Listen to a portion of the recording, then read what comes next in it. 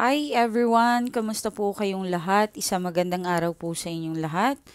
Good morning at sa mga gustong magpa-reading po dyan.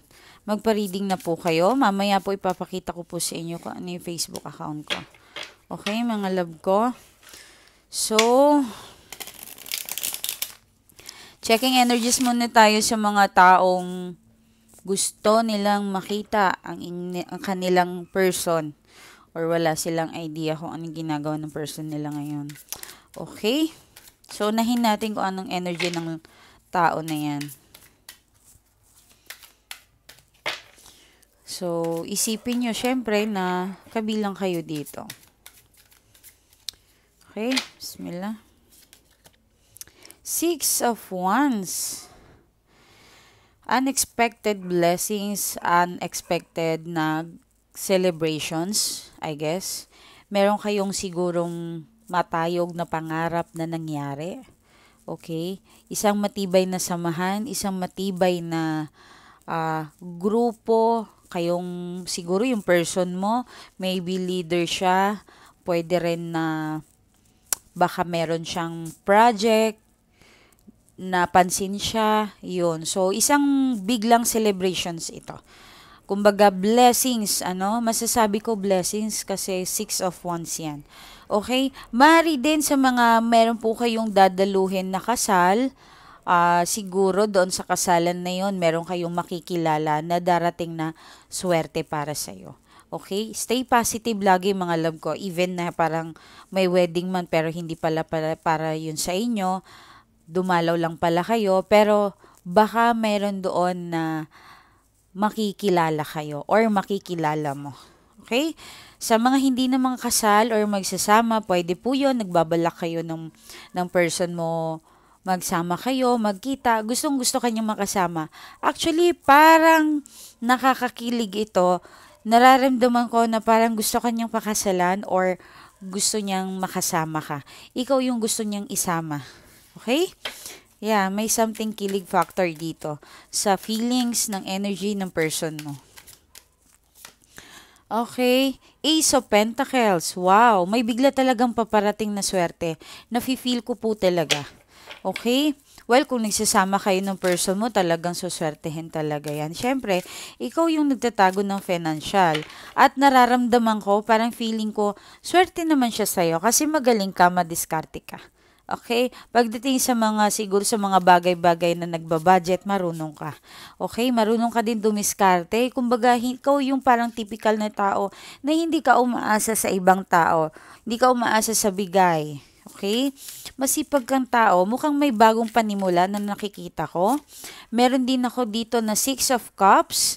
Wow, celebrations po talaga ito. Matutuwa ang angkap or yung pamilya niya something or ikaw din family mo. May gathering talaga.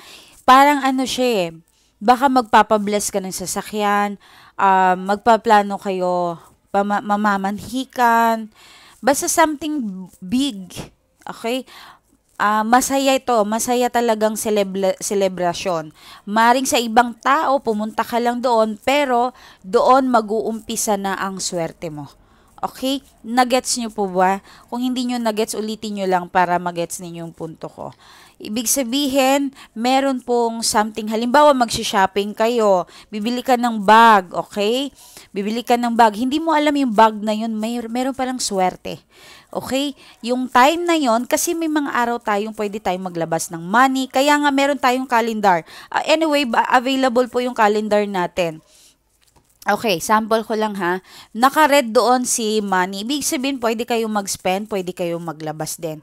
So, maganda yung flowing nun. Okay, so kung bumili ka ng bag, tapos parang parang magaan yun sa'yo. So, kinabukasan, parang ang bilis, parang may blessings ka agad. Okay, what I mean is, kung meron ditong something na gusto mo, magpapabless ka ng car, makukuha ka ng car, kukuha ka ng bahay, hulugan, lupa, kumbaga yung outcome nun ay swerte. Okay? Possible yung person mo din na ito. Okay? Kasi siya yung energy dito eh. Possible din nakasama ka kasi kung nagsasama kayo. Kung hindi po kayo nagsasama, malamang sa malamang meron ditong blessings talaga na tinatanggap ng person mo. Okay? Meron po talaga. ano to? The all gifted. Wow. Okay? Wait lang. Isa-isain natin yun. Okay, 7 of Pentacles. So, ano tong, 6 of Wands? The Hermit. Wow! Believe talaga siya sa'yo. Alam mo, hindi niya lang siguro sinasabi sa'yo na humahanga siya sa'yo. Pero alam mo, paminsan-minsan, nararamdaman niya, parang ang galing naman nito. Pag napapatiti siya sa'yo, parang, ay, ang swerte ko naman dito. Siguro talaga na-spoil mo to, ano. Okay. Halimbawa, nasa abroad ka, nagpapadala ka sa kanya. Alam mo yung puso niya, kinikilig siya, hindi naman sa parang umaasa siya sa'yo. Yung maliit na bagay na ginagawa mo, na-appreciate niya. Okay? Nararamdaman niya parang yung time na parang down siya, yung time na wala siyang pera, yung time na parang kailangan niya, walang-wala siya, ikaw yung dyan. Ikaw yung taong tumulong sa kanya. Okay? Ikaw yung, kumbaga, nag-sacrifice ka talaga. Okay? Ikaw yung parang hindi ka sumuko sa kanya eh. Naniniwala ka na parang lagi ko tong kakayanin. Kasi si Hermit, malakas na tao yan. Malakas siya. Lagi siyang positive. Lagi siyang naghahanap ng solusyon. Okay? So, Ace of Pentacles. Ano yung Ace of Pentacles natin? 6 of Pentacles. Wow! Ang ganda naman nito. So, ano bang ibig sabihin ng 6? Okay. Meron nagsasabi masama daw. No. Diyan kayo nagkakamali. Kasi 2, 4, 6. Ang kasi, yung number kasi na 6, swerte yan. Hindi po yan mas negative pa nga ang 5 eh. 'Di ba? Kasi wala siyang ano bang tawag doon? Nakalimutan ko lang. Pero meron yung tawag 2, 4, 6, laging okay po yan. Okay? So, ibig sabihin, meron talaga sigurong ininvest yung person mo. Maybe feelings, maybe bahay, meron siyang surprise sa'yo, may nakatago na singsing, or titulo ng any kind. Okay? So, ibig sabihin, kung ano man ininvest niya ito, mag-grow daw ito. Okay, mag-grow siya, lalakas siya, yakap na yung pera Parang parang full of blessings paparating para sa person ninyo. Yan, okay? So, please, kung nagsasama kayo ng person ninyo, tama mo na yung away kasi maharangan po yan. Totoo. Kasi alam nyo, kahit positive po yung lalabas dito, kung negative po kayo, halimbawa, may blessings ngayon, nakita natin. Maring bukas ito or itong week na ito lalabas ito. Parang negative po kayo, maharangan nyo po yun. Okay, so, uminom lang kayo ng tubig, positive, kung galit kayo, kumuha kayo ng something na parang kung galit kayo sa person niyo, kumuha lang kayo ng something pwede nyo mapiga, ilabas nyo doon lahat yung galit ninyo. Okay, pigilin nyo po yun. Maring yung person mo madiskarte, siguro meron siyang, hindi natin alam, pero lumalabas dito parang magaling po talaga din siya. Okay? At syempre, emotional. Supportive ka. Okay, 10 of Cups. Wow, ang ganda. Paparating talaga ang new beginning sa person mo. Kahapon ko pa ito napansin. Marami siyang paparating na pagbabago sa person mo. Okay? 10 of Cups, gusto niyang iangat ang pamilya niya. Gusto niya magpakitang gilas sa'yo, na maging proud ka. Yun ang gusto niya. Sana, halimbawa, asawa yung tawagan ninyo. Asawa ko, sana maging proud ka naman sa akin. Gusto niya magpakitang gilas sa'yo at gusto niyang ma-proud ka sa kanya. Kasi talagang, willing siyang, gawaan ng paraan yan. Ace of Wands. So, okay. Gusto niyang meron din ata itong kakausapin. May nakikita ako dito. Huwag kayong ma-offend ha. May nakikita ako dito parang medyo, anong tawag dito? Medyo nahihirapan siya sa pagtatanong mo sa kanya lagi. Okay? Control yan. Bawasan natin yung pagiging toxic natin. Pagtatanong ng walang kwenta. Bakit ka gising? Online ka. Hindi ka nagchat-chat sa akin. Red flag po yun. Okay? Aba, malay mo ba tulog na? Meron pong mga ganun wifi na naka-open. Yung data na naka-open. Okay? Baka nag-lag lang, akala mo online, pero tulog na po yun. Isipin nyo rin po mga love ko, yung person ninyo ay pagod. Huwag lagi kayong pangdududa. Okay? Medyo napapagod siya dito sa kakaganon mo kasi paulit-ulit yung senaryo. Okay? Nagkakapatawaran pero bumabalik pa rin kayo sa dating problema ninyo. Okay? Siguro selosa ka. Anong Seven of Pentacles? Si Seven Pentacles is Ten of Pentacles. Oh my God. Ang ganda. Hindi ko expected to. Oh my God. Ang laking pera to. Kung hindi to pera, magkakaroon siya ng pagkakataon na, di ba sabi ko sa inyo, willing siyang baguhin yung sarili niya. Gusto niyang maging proud ka, gagalingan niya. Lumalabas dito na may chance po talaga siya para ipakita yung galing niya sa'yo. Wow, tumatayo po talagang balahibo ko. Ang ganda ng reading ng person ninyo and please, wag niyo po itong harangin. Huwag kayong negative. Tama mo na yung pagiging nagger. Yung selosa, set aside mo na yan. Especially, halimbawa, yung person mo nagbebenta ng mga bahay lupa, buy and sell, or may business kayo. Huwag mo siyang palakarin na masama ang loob. Kasi madadala niya po yon. Okay? Baka mari may kadil siya. Kailangan yung project na ito matapos ko. Yan. Paano siya mapapansin ng boss niya kung pati yung sa trabaho naapektuhan sa problema ninyong dalawa? Okay? May nakikita akong travel. Possible yung person mo may gagawing travel. And then may alak din po. Baka nagwa-wine-wine kayo ngayon, nag-iinom, may birthday party, may ingay, may videoke, may nakikita ako. Or nasa ano ka, may mga ilaw eh. Malamig yung klima ngayon na. Hindi ko alam kung malamig dyan sa inyo, pero nararamdaman ko parang malamig dyan sa paligid mo. Okay?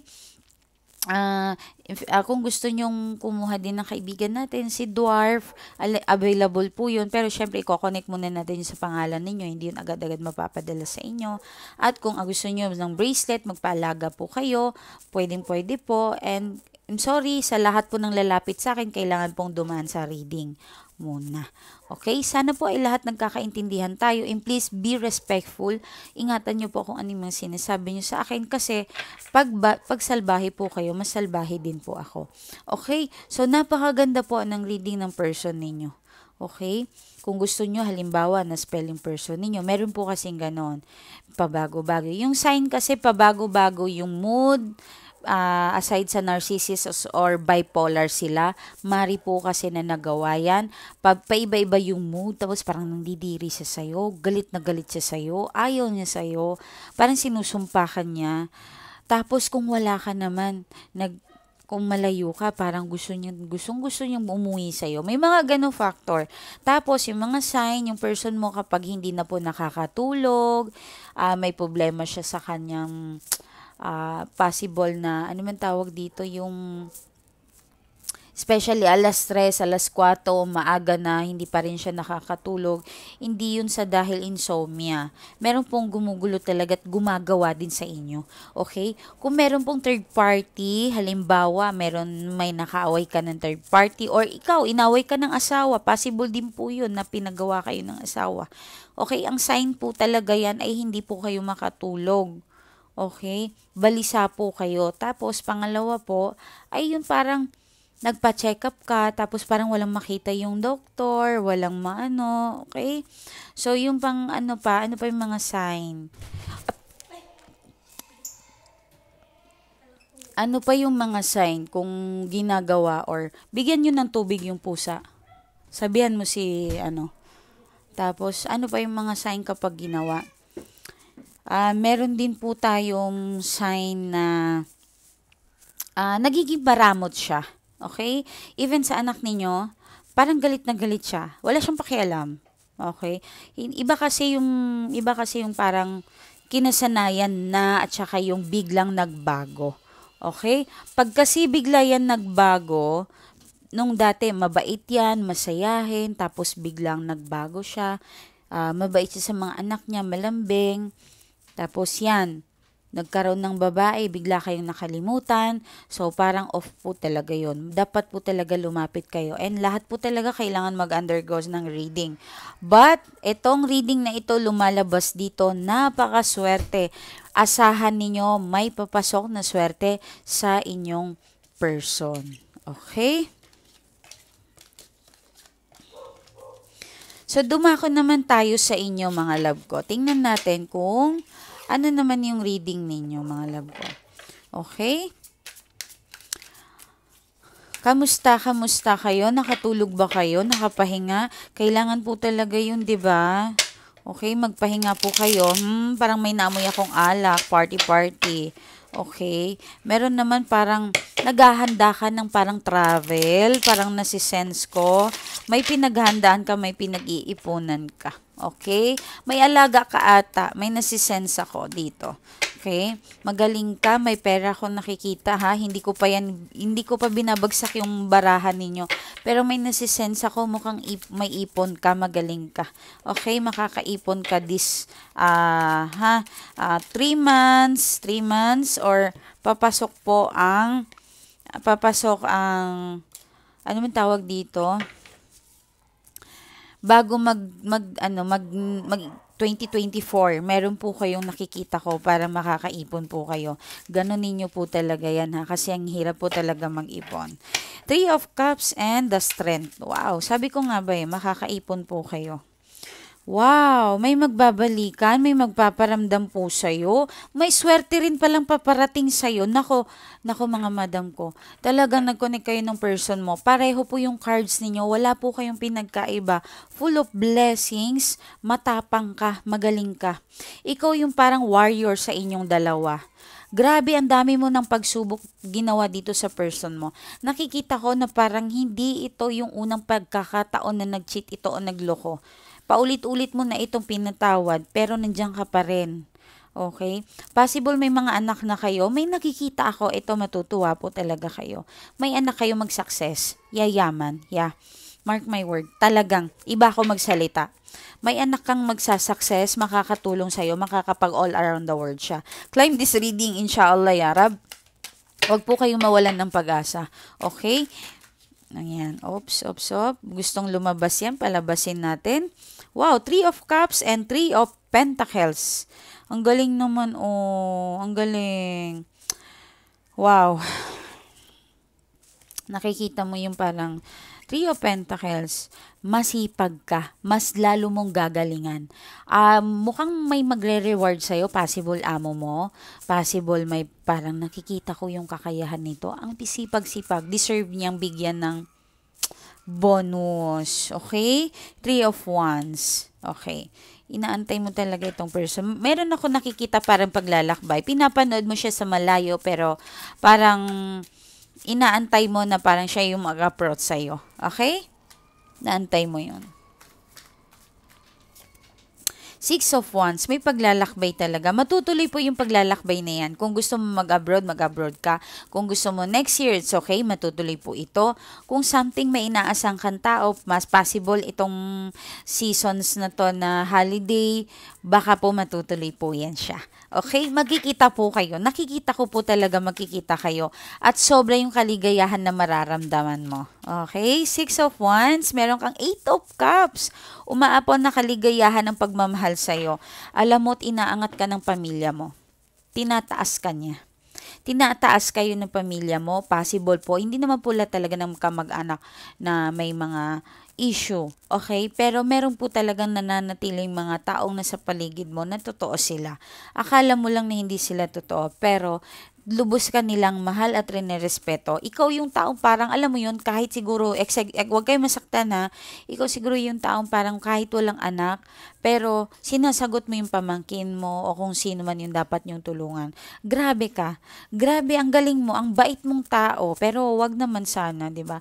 Saktuhan lang natin, kasi wag naman po na meron, tawag dito yung wala nang maiipon kayo. Ngayon tumulong ka, sige, kung pwede naman po yun. Wala pong masamang tumulong.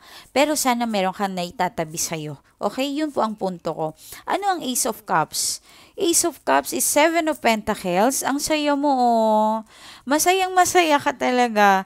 Alam mo, ito yung sinasabi nila na fruits of, ano ba yun, success. Parang, hindi naman ako masyadong marunong mag-English, pero sana maintindihan ninyo. Ito yung parang hirap ka, um, parang ikaw yung, ano ba to, ikaw yung parang bilib ako sa iyo eh. Parang alam mo yun, na kaya mo mag-isa alang-alang sa mga anak mo. Okay? Tumatag ka. Kung dalaga ka, kung wala kang anak, ikaw yung parang inspirasyon mo ang pamilya mo. Grabe yung pasan-pasan mo sa mundo. Grabe yung pasan-pasan mo. Meron akong nakikita dito na parang gusto mo manang magpakamatay. Kasi dahil napapagod ka, feeling mo, meron time na parang nadadown ka, nalulungkot ka, naiisip mo yun, ano. Pero wag sana, wag kang sumuko. Ito ang message na ito, maring universe ito, nagdala sa'yo. Itong naririnig mo ito, maring message ito ng Diyos sa'yo. Ginamit lang ako ng kasangkapan para iparating sa inyo ang message na ito na wag po kayong sumuko. Okay, Ace of Cups at Seven of Pentacles. Wow! Ayun o, ang ganda. Maring, alam mo yun, may bahay lupa ka na, mas dadagdagan yun ng Diyos kayo kasi napakabait mo. Okay? Possible din na magbebenta ka ng property tapos gagawin mo puhunan. Mag-grow po talaga yun. Napakaganda po talaga. May nakikita ako lupa, may bibiling kang lupa, may gagawin kang bahay. Okay? Hindi man ganun kadali pero kumapit ka, may anak kang yayaman. Okay? Wag kang mawalan ng pag-asa din dyan sa anak mo.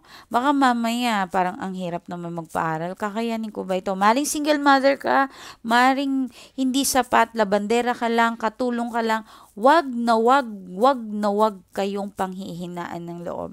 Pag ang Diyos talagang gumawa ng paraan ng mirakulo, maniwala po kayo, parang mas mabilis pa yan sa bulalakaw pag binigyan kayo ng ano. Ang Diyos kasi amazing din eh. Amazing din po talaga siya. Binibigyan niya man tayo ng problema, pero tinutulungan niya rin tayong lutasin yun at makaalis tayo doon sa sitwasyon na yun. Maniwala ka po kayo. Maniwala kayo, kumapit kayo. Alam kong umiiyak ka. Hirap na hirap ka. Ang bigat ng puso mo ngayon. Kasi parang lahat ng pamilya mo, lahat ng anak mo nakaasa sa'yo. Pwede rin kung dalaga ka pa, parang, bakit ganito? Hindi ko man lang na-enjoy yung pera ko. Parang kailangan ko lahat. 'Di ba? Nararamdaman ko po kayo. Even doon sa person ninyo, bakit na ganito? Bakit parang ako na lang yung nagbibigay ng lahat-lahat? Hindi ako sinusuklian ng pagmamahal. Kung alam mo lang, mahal ka ng person mo. Mahal ka niya. Meron kasing lalaki na parang hindi sila, ano man tawag dito, hindi sila showy, mga langga, mga love ko. Hindi sila showy, meron pong ganun. Pero bumabawi sila parang in actions or alagaan ka, bigla kang pagtitimpla, paglulutuan ka, bigla kang bibigyan ng something. Mga ganun. Kahit hindi sila nag-I love you, hindi ka niyayakap. Yan, marami kasing love na pagpapakita. Okay? So, nakikita ko naman kung yung person mo, kung wala na kayo ng person mo, nakikita ko parang ano, gusto niyang bumalik talaga sa'yo at gusto niyo makipag-usap talaga sa'yo. Ang laki ng paghanga niya sa'yo. Celebrations, doon din sa career mo, sinabi ko nga, di ba, baka may bibiling kang lupa. Mabibili mo talaga ito. Or nagpapagawa ka ng bahay. Mahilig ka sa animals. Okay? Pangarap mo siguro magkaroon ng farm. Yan. May nasisense din ako dito, talagang goods ka. Tataas yung income mo, tataas yung ipon mo, makakaipon po kayo mga madam ko, mga boss ko.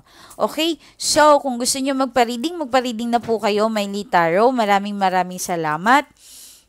At ano pa ba? Bago ko makalimutan, wait lang, ipapakita ko po yung Facebook ko sa inyo.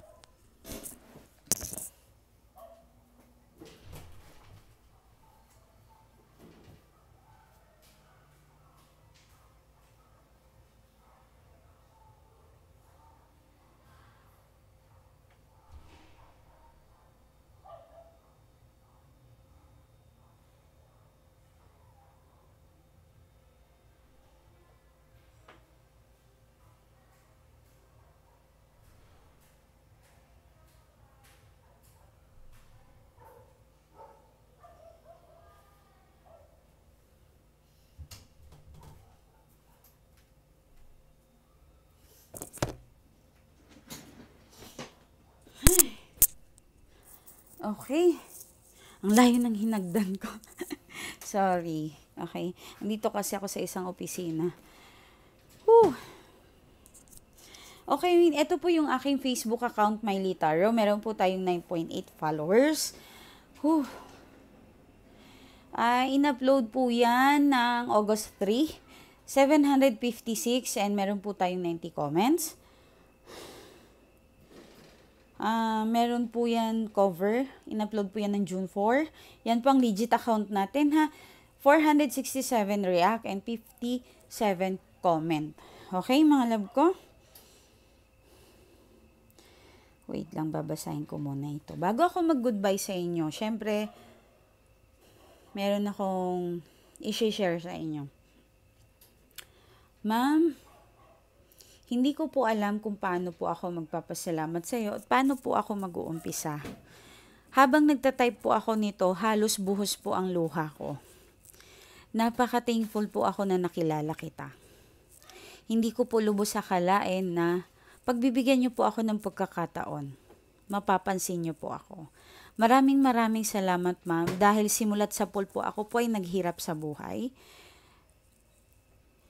Kung saan-saan po ako napupunta sa pamilya ng kamag-anak ko. Ni kahit minsan po hindi po ako nakaramdam ng pagmamahal ng aking magulang.